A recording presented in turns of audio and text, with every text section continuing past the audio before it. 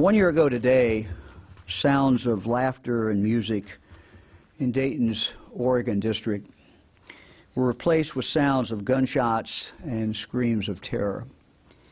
9 people were brutally murdered. Gunmen sprayed bullets into a crowd of people on the street that early morning. 9 people who went to the Oregon district to enjoy a night out never came home. 9 people who were fiercely loved by their family and by their friends. 9 people who we cannot and should not forget. Today, we remember them. And we remember the others who were wounded that early morning, and all those who carry the emotional scars of that night. We offer our most sincere thanks to the heroic officers who ran towards, not away, ran towards the danger, and they saved lives. I'd like to pause now for a moment of silence in honor of those that were lost and in honor of those whose lives have been forever changed by that tragedy.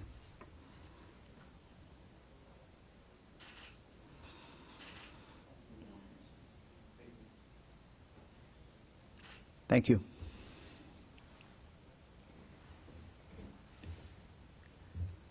For Fran and for me, this is still a very emotional memory, as I know it is for so many.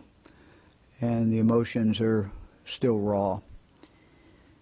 For as long as I live, I will never forget going to the Oregon district that morning along with Mayor Whaley, Chief Beal, Fran, and myself, and seeing that crime scene. I'm an old former county prosecuting attorney. I've been to a lot of crime scenes, but I've never seen anything like this. Blood on the street, the food vendor's cart still sitting there as if time had stood still. The funerals then, later that week. Fran and I tried to go to most of them, but just seeing the loved ones who were there and mourning their loved one, we will never forget that. Fran and I, of course, hold the Miami Valley very close to our hearts. This is where we grew up. This is where we still call home. When the massacre happened, it had only been around 2 months since a series of devastating tornadoes swept through the area, causing a great deal of damage to a number of people's homes, over 900 homes and buildings. So it's been tough. But the Miami Valley is tough. Miami Valley is resilient. Dayton is tough. Dayton is resilient. And through all of this, Dayton, the gem city, shines bright. The city of Dayton sent us this mosaic photograph. It's made up of contributed photos from the Dayton community combined into a larger image depicting a prayer vigil in the Oregon district the following day. Fran and I were at the vigil that night. I'll never forget trying to get through the crowd and then going up to the stage and climbing up to the stage, and then when you got to the top of the stage, I looked out, and literally down the street as far as you could see, as far as the eye could see, there were people. It was just amazing. I can still hear the heartbroken and angry, yes, angry mourners chanting, "Do something, do something," and rightfully so. They had the right to be upset. They had the right to be mad. They had the right to mourn, demanding that our state do something to stop gun violence. The words certainly moved me, and we vowed to answer that call. We enhanced safety resources in the next few months for our schools. We invested hundreds of millions of dollars in mental health assistance for our schools. We offered grants to help make our churches safer and funding to help law enforcement extradite dangerous criminals. Further, our warrant task force work has led to a 903% increase in the number of arrest warrants entered into the National Warrant Database since March 2019, a 903% increase. When warrants for dangerous wanted criminals are in these systems, it significantly increases the likelihood if they try to purchase a gun, that sale will be stopped. I am convinced that our work in improving the information that we put into the National Firearms Background Check System has prevented criminals from purchasing guns and has in all likelihood saved lives. We are now building on these efforts by developing an e-warrant system to make the entry of warrants and protection orders into these databases as easy as possible. Lieutenant Governor will talk more about this system in a few minutes, but it's critical that local government agencies use this system, which brings me to legislation. We have designed this system. It will go into effect within a month. One of the counties where we'll start this, with 10 counties, happens to be Montgomery County, 9 other counties besides that. But we also need legislation to make sure that there is a requirement that any time a serious felony is committed, a warrant is issued, that warrant goes into the national database as well as the state database.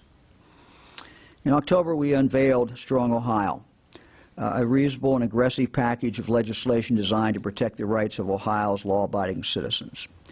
Part of that bill is what I just mentioned, that requirement that if there's an outstanding warrant for a dangerous individual, that must be entered into the national database.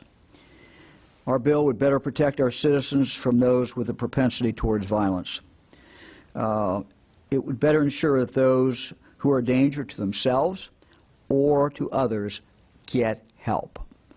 And also, it better prevents the sale of guns to those who are prohibited from owning them.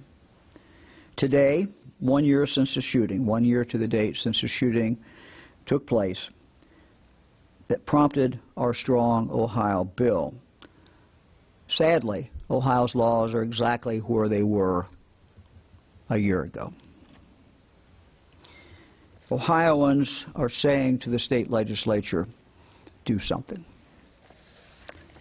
I'm calling on the General Assembly to advance the Strong Ohio bill. We must not let the deaths of these 9 people be forgotten. Nor can we continue to ignore the fact that we have a generation of young people who have been murdered on the streets of our cities on a daily basis. This brings me to another part of the Strong Ohio bill, a part that sometimes is forgotten or ignored. And that is gun violence that occurs on our streets every day in Ohio, predominantly, not exclusively, but predominantly in our major cities. We went back and looked at the figures for this year. In Ohio's 8 largest cities, in the first half of this year, homicides have increased by a total of 27% as compared to the same time period last year.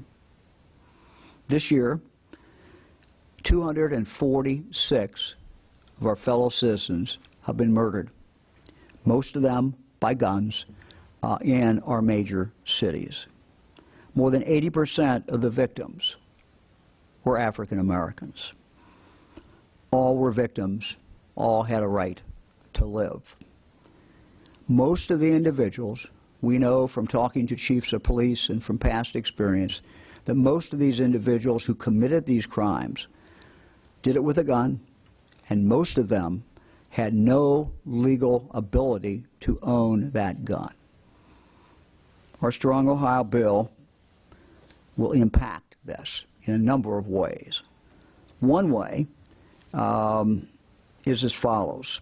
This bill will increase the penalty for repeat violent offenders who use a gun in the commission of a felony or who are found in possession of a gun.